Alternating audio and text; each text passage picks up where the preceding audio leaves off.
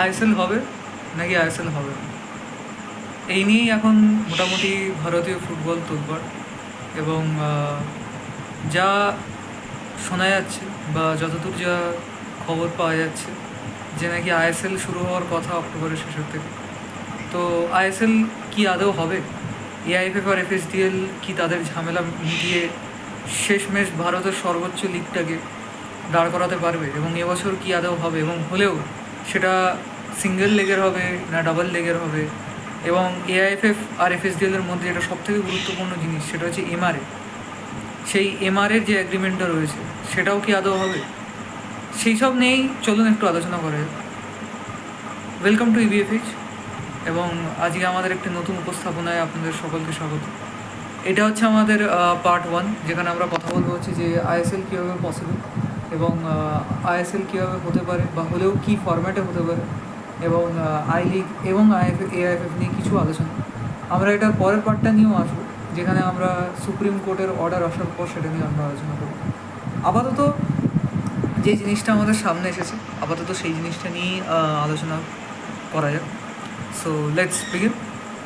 প্রথমত যে জিনিসটাকে আমরা অ্যাড্রেস করব সেটা হচ্ছে যে কালকে আপনারা এরকম সকলে জানেন যে এআইএফএফ আর এফএসডিএলের একটি মিটিং হয়েছিল ব্যাঙ্গালোরে, এবং সেই মিটিংটার পর এআইএফএফ অফিসিয়ালি জানিয়ে দিয়েছে যে এআইএফএফ আর এফএসডিএল একটা মিউচুয়াল ডিসিশনে আসতে পেরেছে।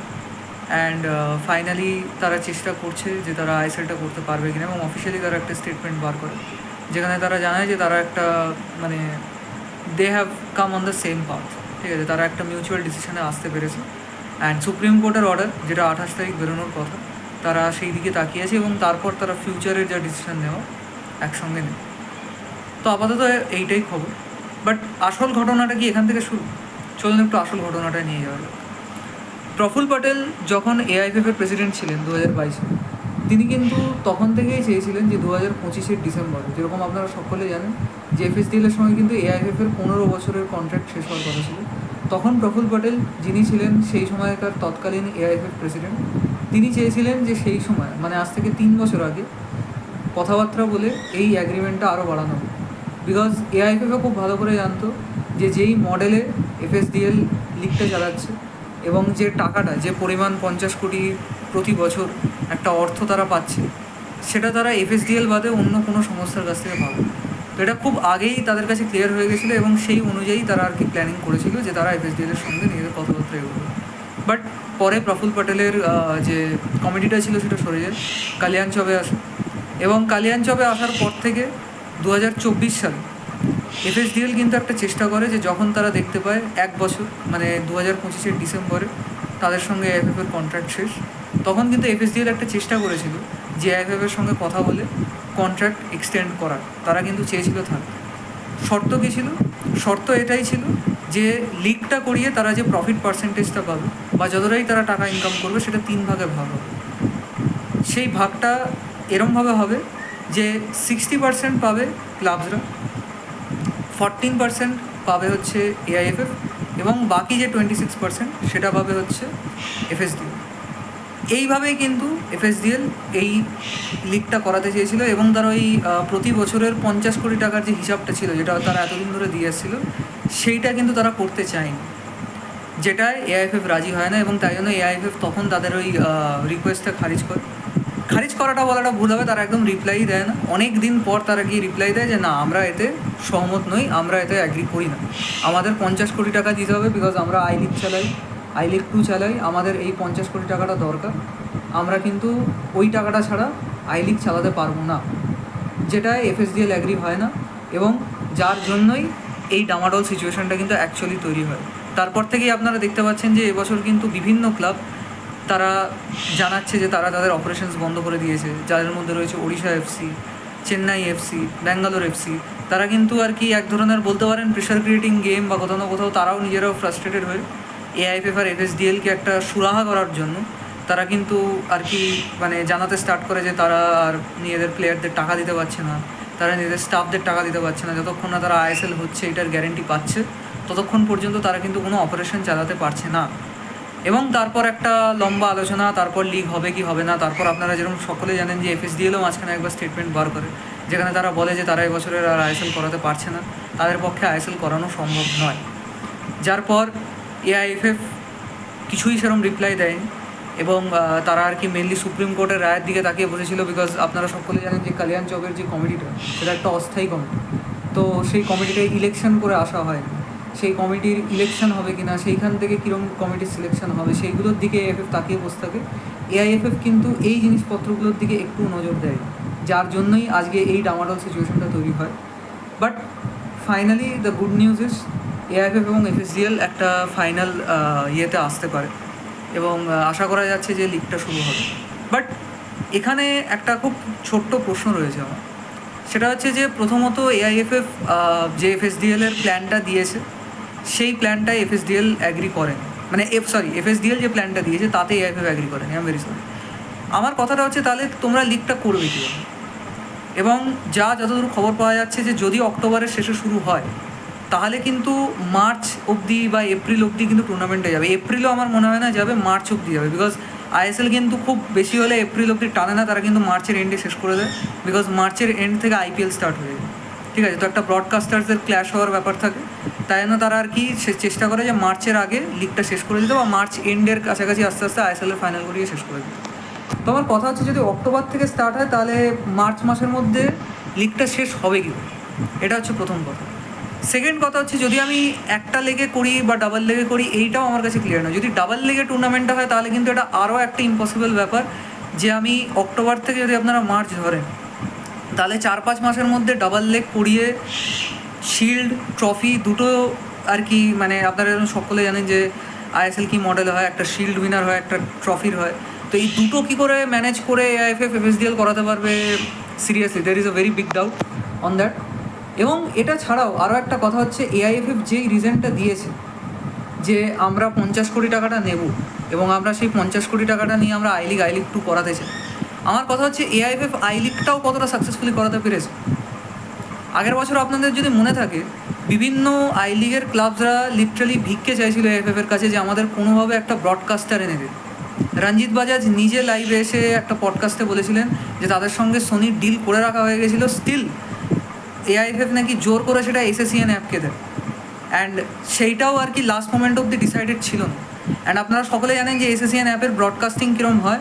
আমরা রিসেন্টলি সিএফএল দেখছি, সেখানে ল্যাগের পর ল্যাগ, ঠিক আছে? কখনো খেলা ওখানে দেখাই যায় না, তাদেরকে জোর করে ইউটিউবে লাইভে স্ট্রিম করতে হয় নিজেদের ইউটিউব চ্যানেলে। তো সেই দিক দিয়ে এআইএফএফ আই লিগ নিয়েও তো সেরকম কিছু চিন্তাভাবনা করছে না। তাহলে এফএসডিএলের এই মডেলটা যেখানে 60% ক্লাবস, 14% শুধু পাবে এআইএফএফ এবং বাকি 26% এফএসডিএল পাবে, এইটা অ্যাকসেপ্ট করতে কী প্রবলেম? মানে এটা সিরিয়াসলি বুঝতে পারছি না। অ্যান্ড আরও একটা ব্যাপার হচ্ছে যদি তুমি এফএসডিএলের অ্যাগ্রি না করো, যদি তুমি এফএসডিএলের আইডিয়ার সাথে অ্যাগ্রি না করো বা ওদের যে মানে ওয়েটা অপারেট করার সেটা যদি তুমি অ্যাগ্রি না করো, তাহলে তুমি অন্য কোন ব্রডকাস্টার বা অন্য কোন স্পোর্টস যেটাকে বলি আমরা যে ব্রডকাস্টার বা এমন কোন স্পোর্টস অর্গানাইজেশনকে তুমি তাহলে ঠিক করে আগের থেকে রেখেছো যে আইএসএলটা কন্ডাক্ট করাতে পারবে? বিকজ আফটার অল এটা তোমার দেশের সর্বোচ্চ লিগ। তাহলে তুমি কোন এমন লোককে বা কোন এমন ব্রডকাস্টারকে ধরে রেখেছো যারা তোমায় আর কি করাতে পারবে এক্সেপ্ট এফএসডিএল?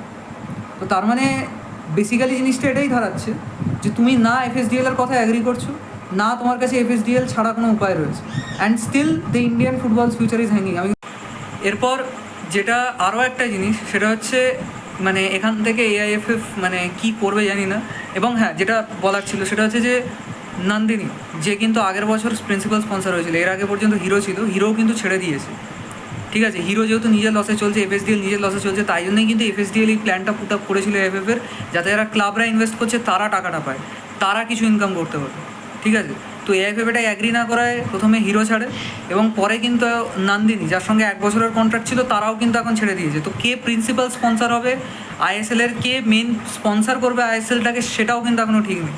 এদিকে এরা বলে দিচ্ছে যে অক্টোবরের এন্ডে নাকি টুর্নামেন্ট হবে, ঠিক আছে? তো মানে সিরিয়াসলি জানি না যে মানে কী বুদ্ধিতে বলছে বা কী আইডিয়া নিয়ে বলছে, because nothing is fixed till now. ফিক্সচারের কথা ভুলে যান, প্রিন্সিপাল স্পন্সর পর্যন্ত নেই আইএসএল। তো কী ফিউচার আইএসএলের কীভাবে হবে কেউ জানে না। সেকেন্ডলি আরও একটা ব্যাপার হচ্ছে যে এমআরএটা, সেই এমআরএটাও কতদিনের হবে? শোনা যাচ্ছে এফএসডিএল মার্চ অবধি ইন্ডিয়ান ফুটবলের স্বার্থে থাকছে। তারপর কী হবে? তারপর কি যে মডেলটা তারা সাজেস্ট করেছে সেটা এফএফ অ্যাগ্রি করবে নাকি করবে না? সেটার উপরেও কিন্তু অনেক কিছু ডিপেন্ড করছে, বিকজ সেই অনুযায়ী কিন্তু প্রিন্সিপাল ইনভেস্টার বা প্রিন্সিপাল স্পন্সর আসবে। কোনো প্রিন্সিপাল স্পন্সর কিন্তু কোনো বড় লিগে ততক্ষণ পর্যন্ত ইনভেস্ট করবে না এখন যতক্ষণ না পর্যন্ত তারা 5 বছরের একটা সাস্টেনেবিলিটি প্ল্যান পাচ্ছে। তো সেইটা এএফএফ কী করবে বা সেটা এফএসডিএল কী করবে সেটার দিকেও কিন্তু আমাদেরকে তাকিয়ে থাকতে হবে।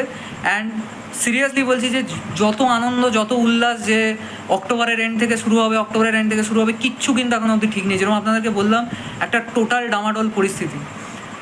যেটা আরও একটা জিনিস যেটা আপনারা অলরেডি দেখতে পেয়ে গেছেন, যে বেটিং অ্যাপস, যেগুলো বেটিং অ্যাপসকে কদিন আগে ভারতীয় সরকার জানিয়ে দিয়েছে যে তারা কিন্তু বেটিং অ্যাপসগুলোকেও ব্যান করে দিয়েছে।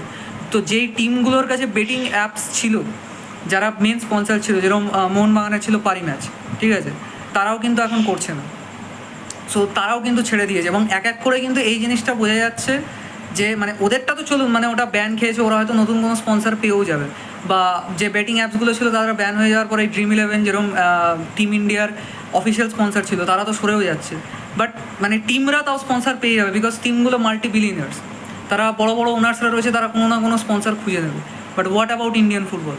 আইএসএলের প্রিন্সিপাল স্পন্সর কে হবে? আইএসএল কীভাবে হবে? আইএসএল কবে থেকে শুরু হবে?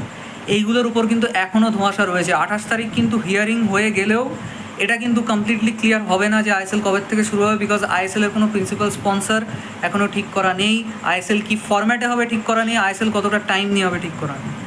তো কাজেই অক্টোবরের 24 তারিখ থেকে হচ্ছে মানেই নাচানাচি করার আমি অ্যাটলিস্ট কোনো রিজন খুঁজে পাচ্ছি না। As an Indian football fan আমার মতে আমাদেরকে ওয়েট করা উচিত 28 তারিখ কী হিয়ারিং আসছে সেটার রেজাল্টের উপরেই কিন্তু ডিপেন্ড করবে যে আগামী কী হতে চলেছে, ঠিক আছে, আগামী কী হতে চলেছে। সো এটাই বলার আপাতত। এখন ফিউচার অফ আইএসএল আমরা কিছুই জানি না কী হবে। আপনাদের কি মতামত? আপনাদের কি মনে হয় যে কীভাবে আইএসএল করানো হবে? এই যে অক্টোবর থেকে মার্চের ইয়েটা বলা হচ্ছে বা এফএসডিএল যে মডেলটা বলেছে এআইএফএফকে, সেইটা কীভাবে করতে চাইছে, সেটা কি আদৌ ঠিক হচ্ছে কি না, সেইগুলো আপনারা অবশ্যই কমেন্টে জানাবেন। ভিডিওটা এইটুকুই। ভালো লাগলে লাইক করুন, চ্যানেলটিকে সাবস্ক্রাইব করুন এবং ভিডিওটি শেয়ার করতে ভুলবেন না। এটা হচ্ছে আমাদের পার্ট 1, যেরকম ভিডিও স্টার্টিংয়ে বললাম। পার্ট 2টাও আমরা বানাবো।